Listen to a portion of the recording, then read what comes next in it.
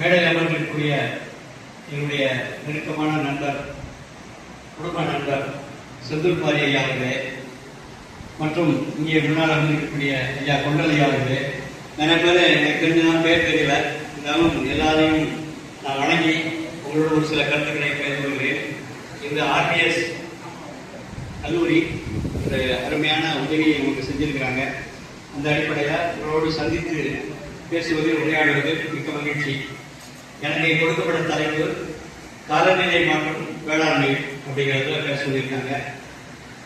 உங்களுக்கு காலநிலை மாற்றம் அப்படிங்கிறத பெரும்பாலும் தெரிஞ்சிருக்கலாம், அது தெரியாதவங்க யாரும் இருக்க முடியாது. அந்த அளவுக்கு இப்போ ஒரு பரவலாக பேசக்கூடிய ஒரு செய்தி தான் இந்த காலநிலை மாற்றம். காலநிலை மாற்றத்தை பற்றி அடிப்படையாக அழகாக என்ன சொல்லுவாங்கன்னா, நம்ம பயன்படுத்தக்கூடிய அல்லது இப்போ இருக்கக்கூடிய இந்த வாழ்க்கை முறை எதை அடிப்படையாக கொண்டதுன்னா, இந்த படிக எரிபொருட்கள் சொல்ல முடியாது, பெட்ரோல், நிலக்கரி, அந்த ரெண்டையும் அடிப்படையாக கொண்டுதான் இந்த உலகம் இயங்குது. ஒரு 200 ஆண்டுகளுக்கு முன்னாடி அப்படி இல்லை.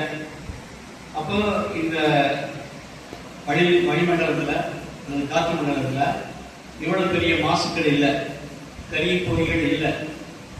ஒரு 200 ஆண்டுகளில் நம்ம மிக அதிகமாக இந்த நிலக்கரியையும் பெட்ரோலிய பொருட்களையும் தொடர்ந்து எரித்ததன் மூலமாக மிக மோசமான அளவில் நம்முடைய காற்று மண்டலத்தில் கரிப்புகை சூழ்ந்திருக்கு.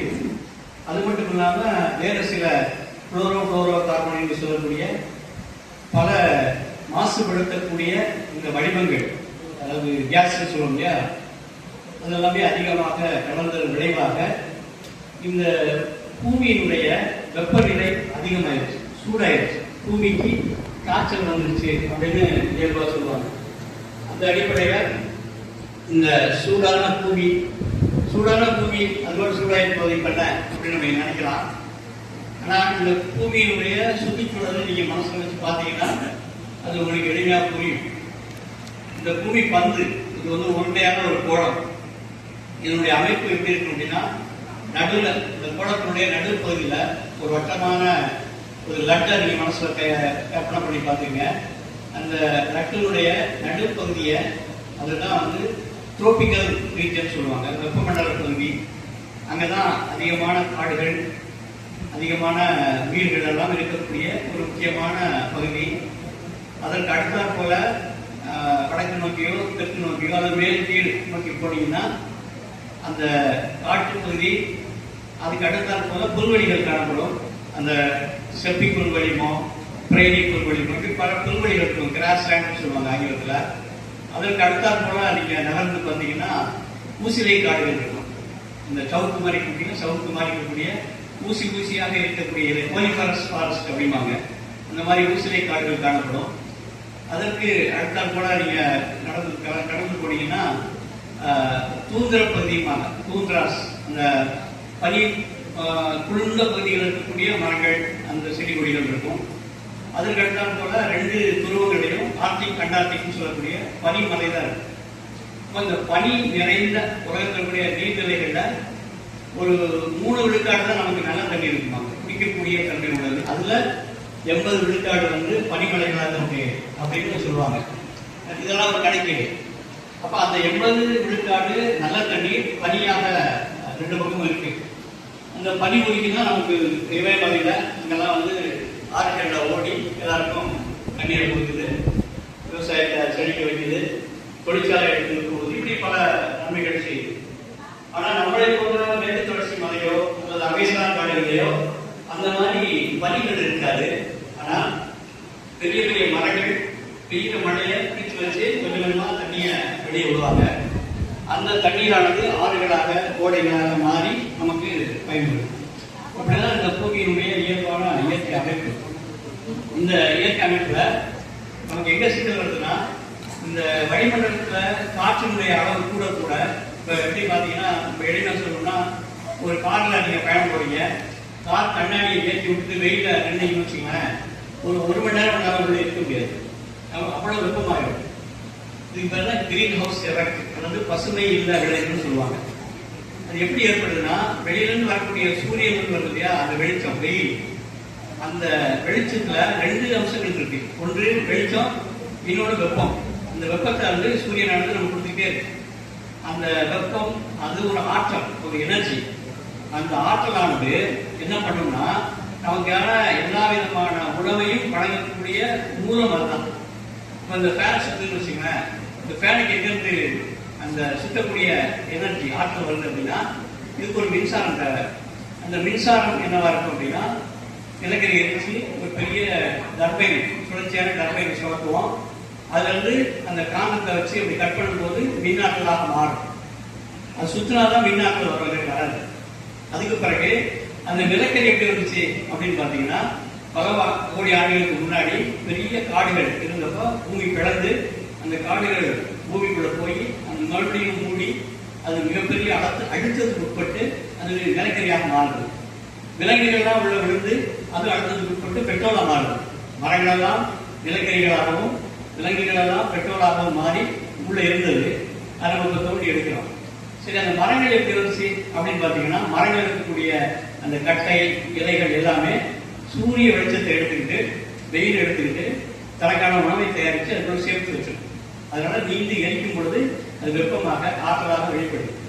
இதுதான் ஆக எல்லாத்துக்கும் அடிப்படையாக இருக்கும் சூரியன். அதனால சூரியனை ஞாயிறு போட்டதும் இளங்கோடிகள் சொல்லியிருக்காரு. ஞாயிறை வழிபடுகின்ற ஒரு மரபு நம்ம தமிழ் மரபு, அது ஒரு பக்கம் இருக்கு.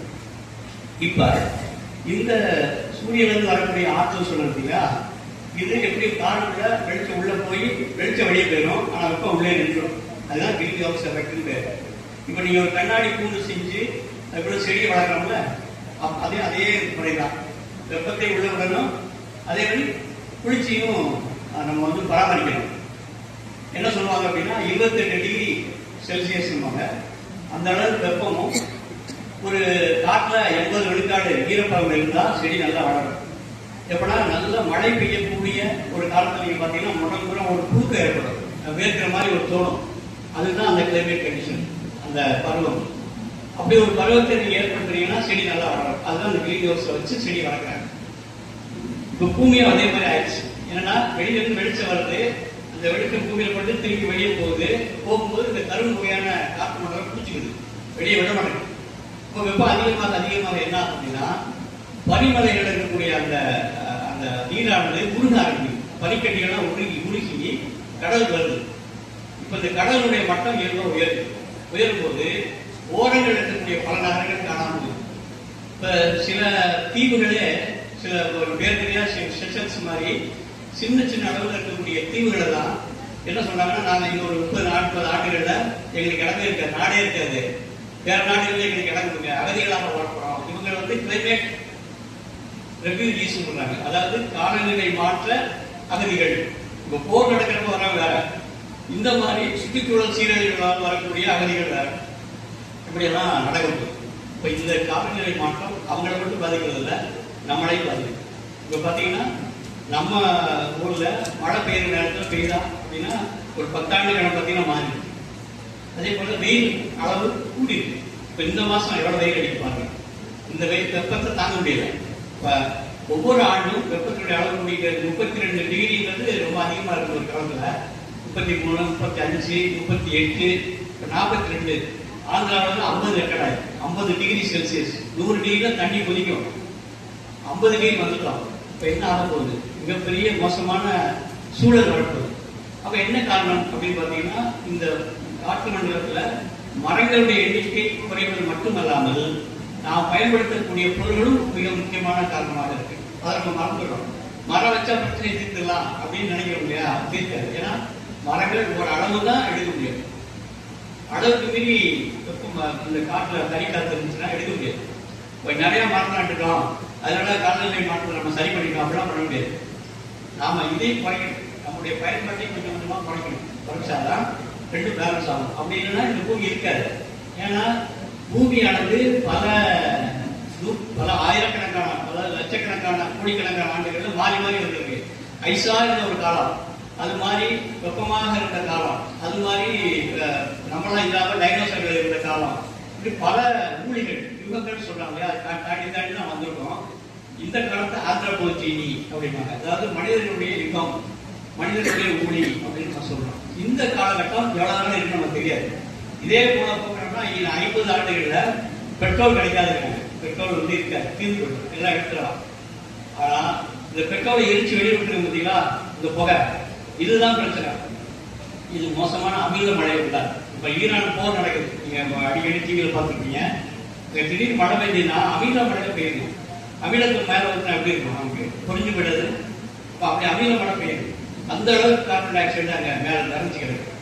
புகை மண்டலமா கருப்பு மண்டலமா மாறி போச்சு. அப்ப இந்த சூழ்நிலையில விவசாயிகளாகிய நாம் என்ன பண்ண முடியும்?